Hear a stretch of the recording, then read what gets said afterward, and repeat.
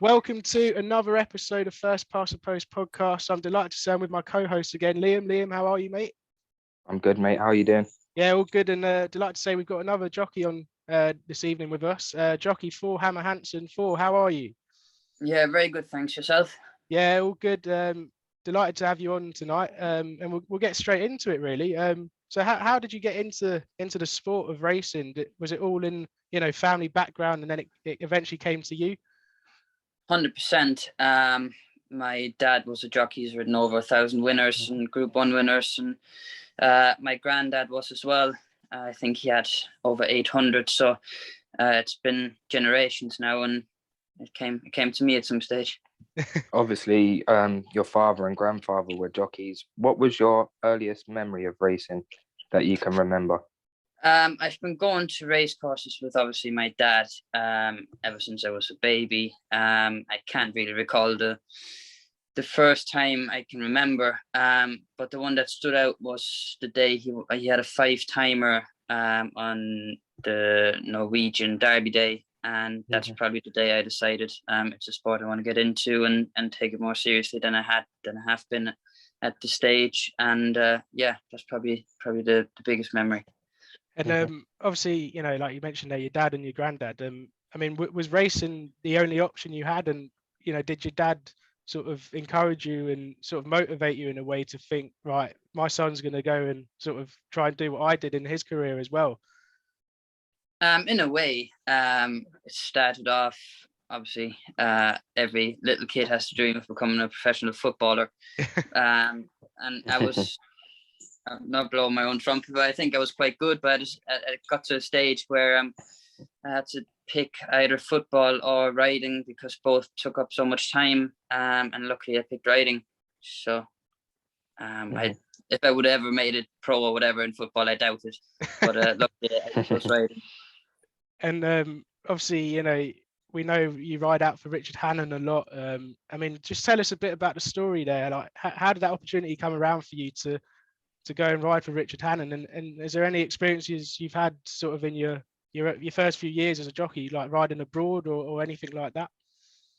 100%. I started off as an amateur in Germany, mainly riding for my dad, riding out there every morning. I probably started riding race horses when I was around 10, and just slowly been progressing from there. And once I finished school and it got to a stage where I had to decide if I really wanted to be a jockey, he sent me to André Farbes in France, which was amazing. I learned an awful lot there, and I have a lot to thank him for. But it got to a stage where I just didn't feel very comfortable in France. I wasn't very good at the language, etc. And Dad's been very good friends with William Buick for many years now. He rode with his dad, and he's a close friend of mine as well. And he gave him a ring and said if maybe England would be my best interest. And he said, definitely come over here, give it a go. And he said Richard Hannon is the place to go to. So that's what I did. Quality. And you mentioned André Farbes there as well. I mean, just a question about that experience. Did you ever learn anything like differently over in France than you say you've learned over here? Was there anything different that you noticed out there with their sort of racing in terms of maybe the style you might need to ride in France, or adjust the way of riding? I've been very lucky in my short career. I've been riding in a lot of different countries: Germany, France, Italy, Scandinavia, and obviously the UK. I think every country is different in a way that they race, and France is just a complete opposite to British racing, really. They go a lot steadier at the start and turn it into a sprint, so their horses are trained differently. But I suppose there's no right or wrong. I think there's just a couple of things that they do different over here compared to us. And what would you say was your best memory you've had so far in your career in racing? Maybe, what's been your best winner or a ride that's really sort of stuck with you? I've got two, to be honest. First of all, obviously, Coeur Leon winning a Royal Ascot. Big standout for me. It's something that I had in my dreams for many years now. It's obviously the biggest race meeting in the world, and even to get a ride there as a claimer was amazing, and then to go out and win, something I wouldn't have dreamt of. And then back end of this year, I luckily kept the ride on Takara Bay in the Group 3 in Newbury. He ran a massive race after a long time off, and if the boss is happy with me and he keeps me on him for next year, I have a lot to look forward to. Obviously, you mentioned Coeur de Lion there. That was actually in front of no fans, wasn't it? So is that something that sort of drives you on to want to do that again, maybe with a crowd there? 100%. I was lucky enough to have a couple of races there the year before when there was still race goers there, and it was just an unbelievable buzz. It was only my third ride back after my long break due to COVID, when you went out and won. So I was buzzing to be riding again, but at the same time with no race goers, it just didn't feel the same. I suppose I have a Royal Ascot winner under my belt now, but I don't think you can compare it to when there's 80,000 people on at Ascot. So hopefully I'm lucky enough to get another one on board and experience the whole feeling.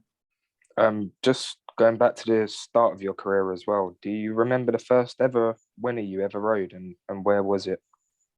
Yes, 100%. It was in Germany, in Krefeld. It was my 7th ride, I think, for a very little trainer. And the horse basically did everything himself. I was just set out the back, and he was one of them old handicappers. He was smarter than I was, and everything just felt right for him on the day. And I was absolutely buzzing before and after. I think I didn't stop shaking for like an hour after, to be honest.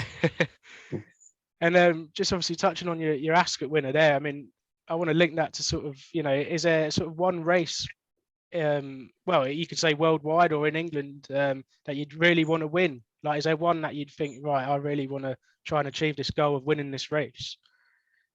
I think any classic is sort of a big deal for a jockey. But until I get to that stage, I think I'd be pretty happy if next year, hopefully, I can get a black type winner. Yeah, and just going on now to sort of, your fellow jockeys, is there anyone that you'd regard to as your best mate in racing, or who do you get on with the most out of you and the other jockeys?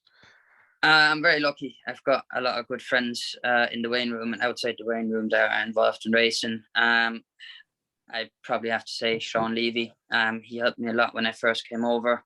I didn't really speak the language. I didn't have many friends, and he was sort of one of them that picked me up and helped me along in my early stages. And we've been good friends for the last 3.5, 4 years now. And we see each other off the track a lot more than we do on the track. So I would probably have to say him.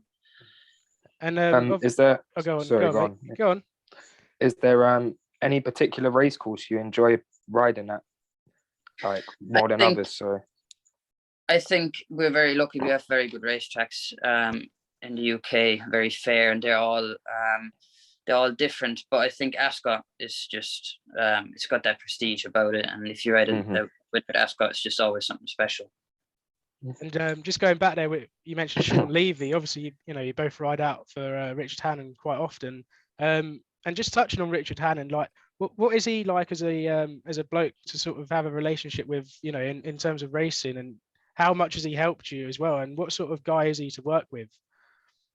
Oh, he's helped me massively. Obviously, he's been my biggest and best supporter over the years, being my boss as an apprentice. And now since I've gone pro, I've been lucky to get jocked up on some better horses, and he's put a lot of faith in me this year, which I'm massively thankful for. But I think if he was to fail as a racehorse trainer, he'd definitely be a comedian. He's a very funny guy to be around, and he just enjoys making other people laugh. And if he's in a good mood, you're usually in a good mood as well.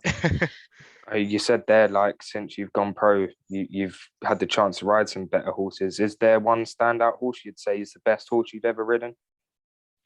I've been very lucky to ride a lot of good horses. But the standout one, like I said earlier, is Takara Bay. I think he's something very special. He won very nicely first time out, being very green and probably just a little touch too early for him.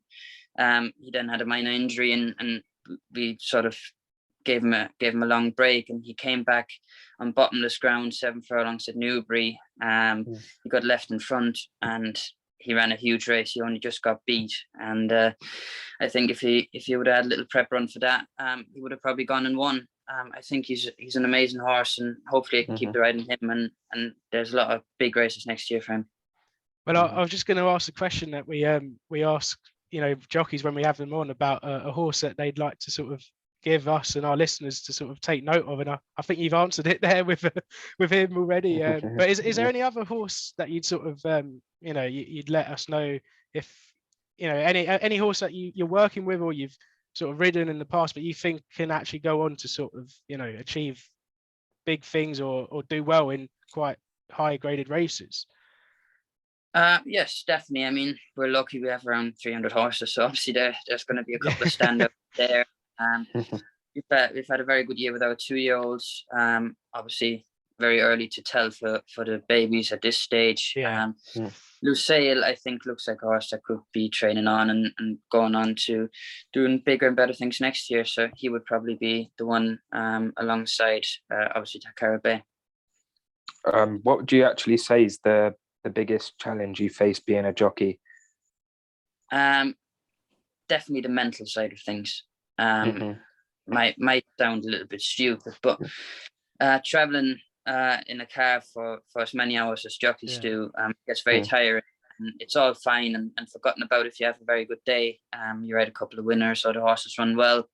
But if you get beat on a couple of favourites and people are obviously disappointed without it being your fault and a long journey home, and then waking up to do it again the next day, there's obviously a lot of challenges in every professional sportsman's career. But I think especially as a jockey, if you don't get a good run on a horse or whatever it may be, you just let a lot of people down. And I think that's probably the biggest challenge as a jockey.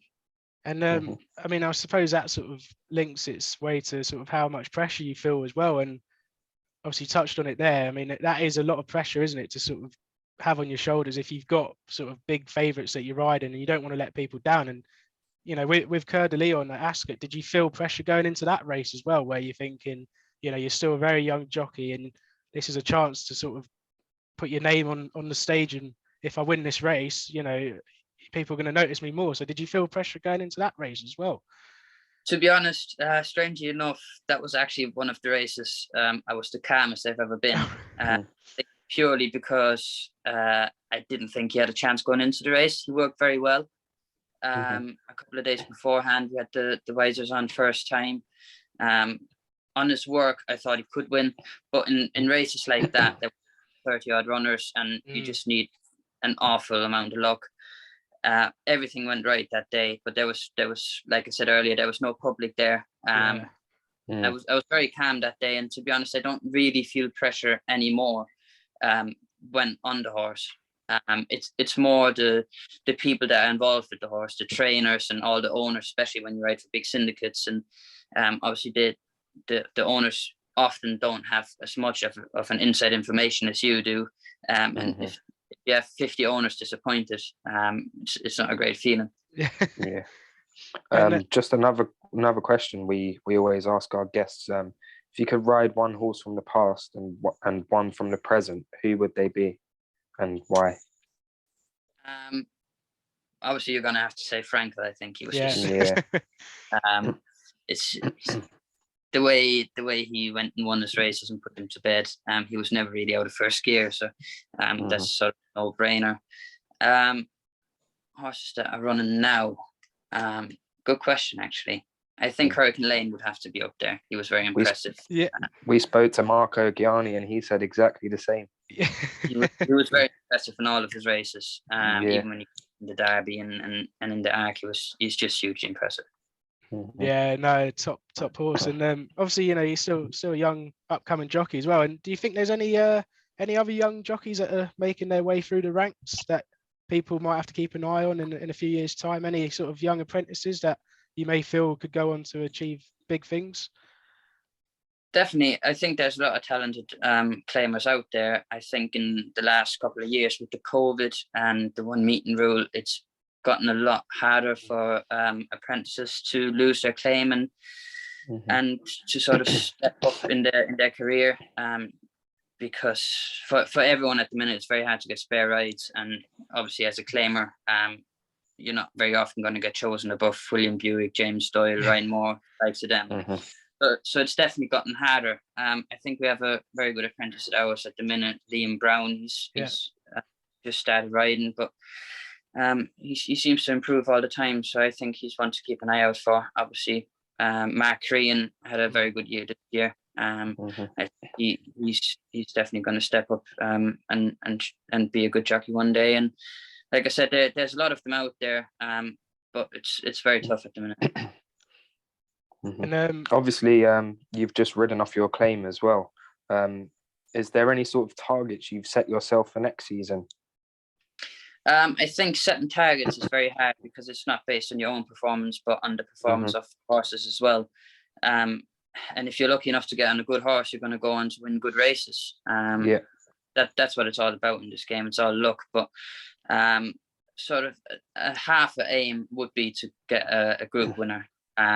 Whether I'm going to get that next year and in the year after or ever, it's only written in the stars. But with Takara Bay, I have a great chance, and that would be something to look forward to, definitely. And obviously, fellow jockeys who have worked for Richard Hannon as well, you know, like yourself, Sean Levy, Ryan Moore as well. I mean, when you you've got people like Ryan Moore in and around the same, organisation that you've worked your way up through, does that push you on and think, wow, if Ryan Moore can go on to achieve what he has done, does that make you extra motivated to do the same? 100%. I think it's very normal for everyone to lose a bit of motivation sometimes, but then on Group 1 days, you turn on the TV or you're actually riding there and you just watch them. Definitely gives you motivation again. And obviously having people around you like Ryan Moore and Sean Levy, Pat Dobbs, I mean, they're all exceptional riders. And if you just have a look through Richard Hannon's past apprentices, I mean, he's made the best of the best. He's had Tom Markland, Holly Doyle, Ryan Moore, Dane O'Neill, Sean Levy. There's just been so many that have gone on to being very, very good jockeys, and definitely motivates me, and it's something to look forward to, and hopefully I can get there one day. And we spoke to Hector Crouch as well, and he mentioned about Ryan Moore, saying that he's sort of the jockey he looks up to the most, and watches sort of his rides back. And is that one thing you do to sort of analyze your performances? Do you watch your own rides back, or do you watch other jockeys and think what you can learn from them as well? I think I'm one of the people that learn more by actions. I watch back all my rides and obviously talk it through with whoever I was riding for. I learn a lot like that, but at the same time, I think I learn a lot riding in races and watching what the good jockeys do. And the one jockey I pick out to look at is William Buick. I just think he barely makes any mistakes, and he's just probably the best jockey riding at the minute. Definitely one of them. So he would be the one to look up to, yeah. And obviously that story behind William Buick, and knowing your dad and now you, is, I mean, could you tell us a bit about William and sort of what sort of bloke is he? And how did that actually come about? Firstly, him having that relationship with your father. So my dad was riding in Scandinavia and Germany for many, many years, and so was William's dad. So they obviously knew each other. They had ridden with each other for years, and William actually grew up in the same little village as I did in Germany, and therefore has mutual contacts. And I never really knew him before I moved over, but we speak the same language, and we sort of got on. And once Dad rang him and asked him for his help, and he got me the job with Richard. Every time I've had a little downstage or just needed some help, I always picked up the phone and sent him a message or gave him a call. And whenever he saw me ride on the day and he had something that I could improve on, he always came up to me and gave me a little heads up and said, maybe if you try that and that. And it's just worked out great. I mean, if ever I have a problem, I can always go to him and he'll help me out. I mean, it's not a bad contact to have, is it? Yeah. No, definitely not. And just sort of, finishing up now, I suppose. I mean, obviously touched on it a bit there, but what are now your goals now moving forwards for the next few years? Is there, I suppose it's just to win sort of group races and really get as many winners as you can and sort of get your name out there more and hopefully get more rides for different trainers as well, is it? I mean, it sounds boring because everyone says that, but that is the main goal. I mean, just getting them out there, right, for as many people as possible. Mhm. But also, I would like to see myself in 5 years' time to still ride for Richard, because I think that's something that's massively important. Obviously, he helped me in my early stages. He's been encouraging me to go on and do better things now. And I just hope that we still work together in 5 years' time. Quality, yeah. And I think that's about it. Liam, is there anything else you want to ask? No, that's great. Thank you for coming on and sharing that with us. Thank you. Oh, thank you for having me. Yeah, brilliant. And I hope everyone else enjoyed listening to that. If you want to listen to our podcast on Spotify and YouTube, you can catch us at First Past the Post Podcast. Give us a follow on our Instagram as well, First Past the Post Pod. And we're on Twitter also, FPTP Podcast. So yeah, we appreciate everyone listening in, and hope everyone enjoyed that. And thank you again for coming on this evening. We really appreciate it. Thank you. Catch up soon. Thank Cheers. you.